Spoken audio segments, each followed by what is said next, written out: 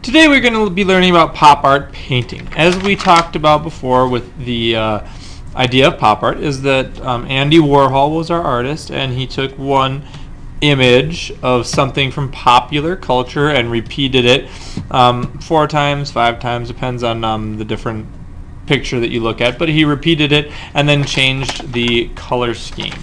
Okay, so today, or last time, we looked at different color schemes, and we talked about complementary color mixes and making colored grays.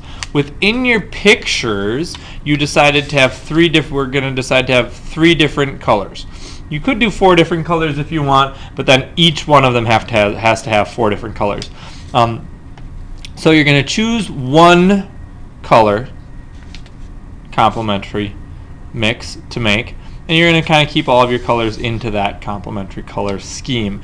You're probably only going to have one of the pure colors actually pure, and the rest of them will be all neutrals of some sort. Okay, so I'm going to get started. Remember, our supplies are easel brushes. We talked about easel brushes. This is a 1/4 inch easel brush. This is a 1/2 inch easel brush. It's a little bit bigger.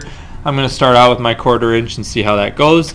You should have a palette paper, a little cup for your clean water for your individual use. Okay, a big cup with clean water in it, and an empty cup for your dirty water once your water is dirty. I'm going to start with my red and green color combination here for my 2 complementary colors. Okay, and then I'm going to put some white on here too so I can kind of adjust my color as I go. And I'm going to start by, and here's my palette. I have my paper towels to blot with. And you can see here that I'm going to start on this one right here. And I'm going to try to work with some pure color first. I don't want to get my brush seasoned here, so I've got paint on it. I'm going to make the dot in the middle my pure color. So if I make this dot in the middle my pure color, that means I'm probably going to make the other dots pure color as well. And that's probably where the eye is going to be drawn to the most, because it is pure color. Okay. Remember, this is tempera painting. It is not watercolor painting. So we do want to have nice, thick, rich paint on the top. We don't want to have watered down tempera paint on here. Okay. So here I'm starting to mix some red and green together. I'm getting kind of like a mauve color. All right. And I'm going to use that. I'm going to make that color my background color, actually. I've just decided.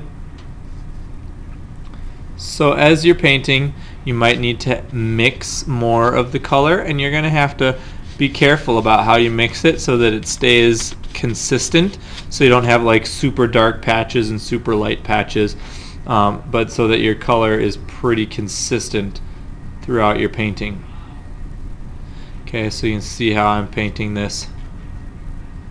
So the background of this particular square is this mauve-like color. Okay.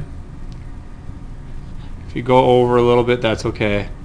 You can let it dry and then paint over the top of it. Notice I'm needing to mix more because I have more background and not enough paint. Okay, and actually for this part up here where it has that little wire, I'm going to paint right over the top of that. And you can kind of still see it through the paint. And then I'm going to go back over that with some black later. Okay. We are going to, once we're done painting, either use black paint or use Sharpie to kind of redefine some of our edges and stuff. Depending on my mood, we'll see what we're going to use. Okay. But so you can see the difference already between the background color and how it's just a little duller than that button color there. And the idea is that we only want to have pure color in 1 or 2 spots of our painting, and the rest is going to be neutralized colors so that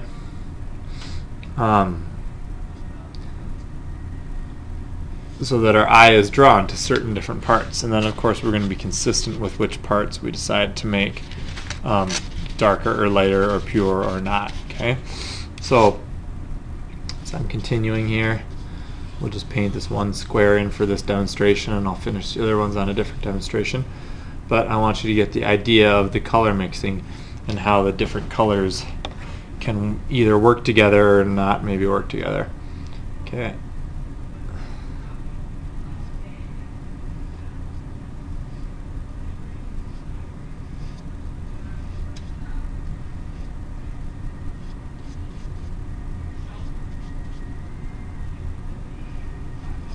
Alright, so there's the background for that one. And now I'm going to take a little bit more green here.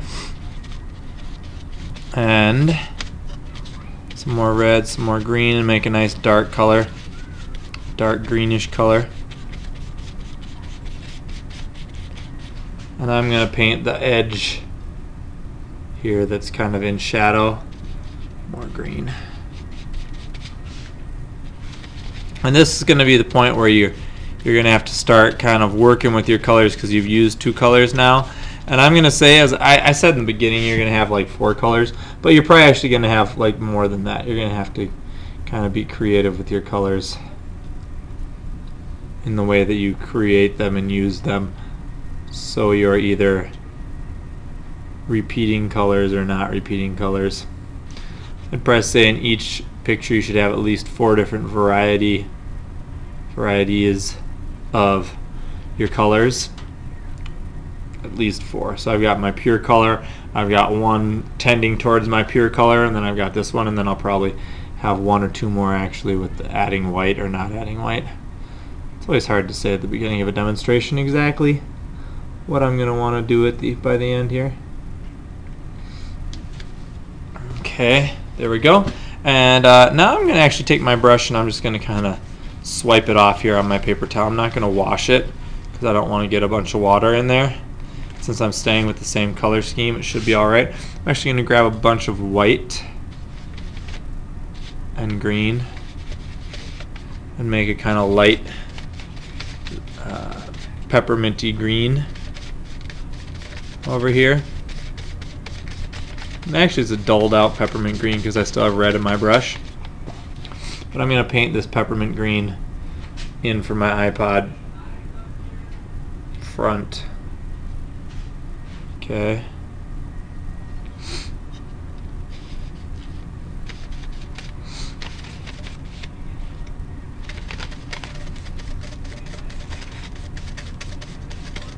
Notice how I'm mixing really well on my palette before I put the paint down onto my painting.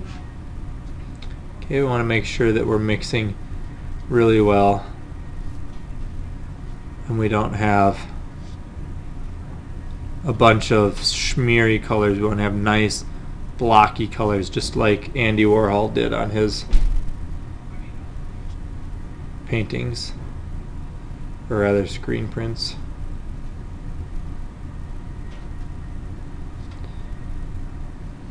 Now, if you run into a place like this where you're getting kind of, your brush is a little too big and you're having trouble getting into those spots, I would say that we can use one of our watercolor brushes, or even on top of that, a little watercolor detail brush. If I can find my watercolor detail brush, here it is, so that you have the ability to paint really nicely in between that line. So I'm going to grab my watercolor detail brush, just going to get seasoned there with a little wet paint, and then I can take this and paint it in between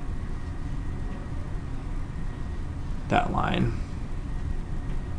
Okay, but make sure not to make it too watery because you really do want it to be thick temper paint. Okay.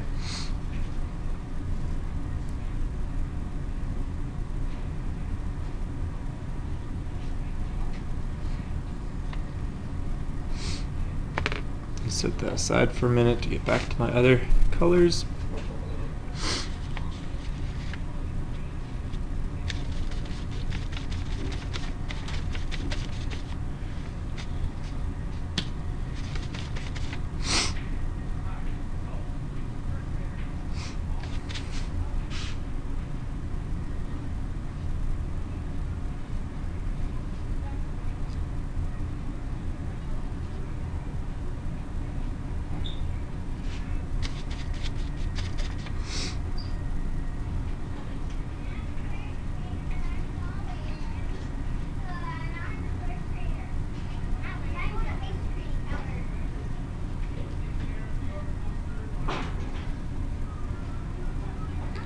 Okay, so there we go. We have the iPod front painted.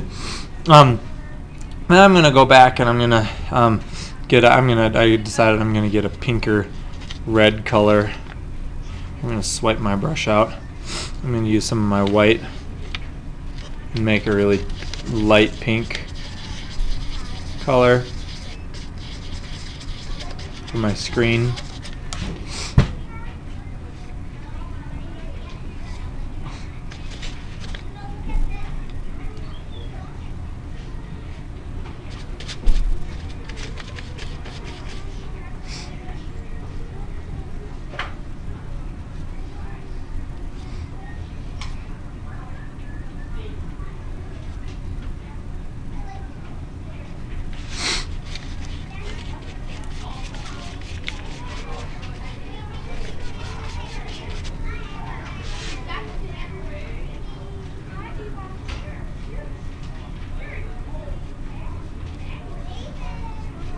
And now I'm going to actually reuse this pink down here on my dial.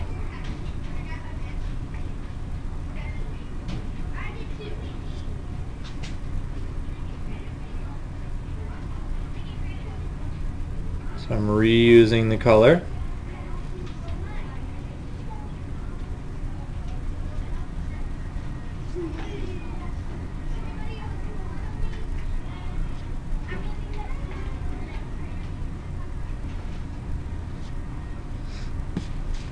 And now I'm going to wash my brush out really good for the first time here. And I'm going to use my detail brush, which I also want to wash out really good.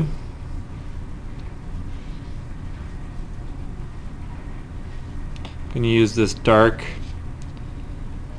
color here for the little back of the buds.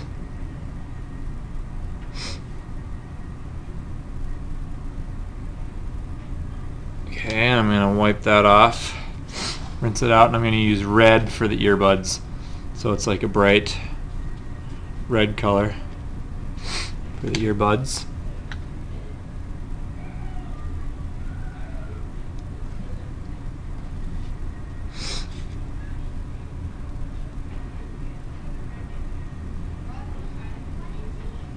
Okay, like that. So that is my first one. Whoops, I almost forgot. I want this dark green here for the little plug-in.